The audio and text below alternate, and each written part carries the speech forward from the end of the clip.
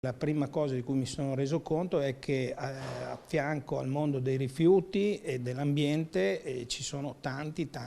soldi e questo fa sì che automaticamente la materia diventi di interesse per la criminalità comune e organizzata, che è motivo della nostra attività di contrasto. Ha sede in Veneto, ma competenza anche per Friuli, Emilia-Romagna e Trentino, nuovo gruppo interregionale comando per la tutela ambientale e la transizione ecologica dell'Arma dei Carabinieri, una realtà che coordina le attività investigative dei 5 NOE dell'Italia del Nord-Est, in stretta collaborazione con la direzione distrettuale antimafia. A spiegare l'importanza di questo nuovo modello operativo è il generale di brigata Valerio Giardina, alla guida del comando Carabinieri per la tutela ambientale e la transizione ecologica, dal settore delle energie rinnovabili con gli appalti per la realizzazione dei parchi solari, eolici, biogas, fino al ciclo dei rifiuti. Ogni piccolo comune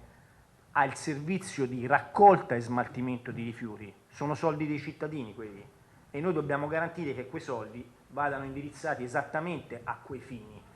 e non è sempre facile che questo avvenga, ma non c'è soltanto quello che è uno degli aspetti di infiltrazione mafiosa maggiore, non soltanto al sud, ora anche al nord, al centro-nord, ma c'è tutta la filiera del ciclo del cemento e delle cave. Il fatto che questo assetto specialistico dell'Arma sul Veneto assuma una configurazione più solida, più corposa, è certamente un elemento di valore per tutto il sistema Arma operante su questa regione. Una regione che in tema di ambiente ha sempre posto un'attenzione veramente importante e una grande sensibilità.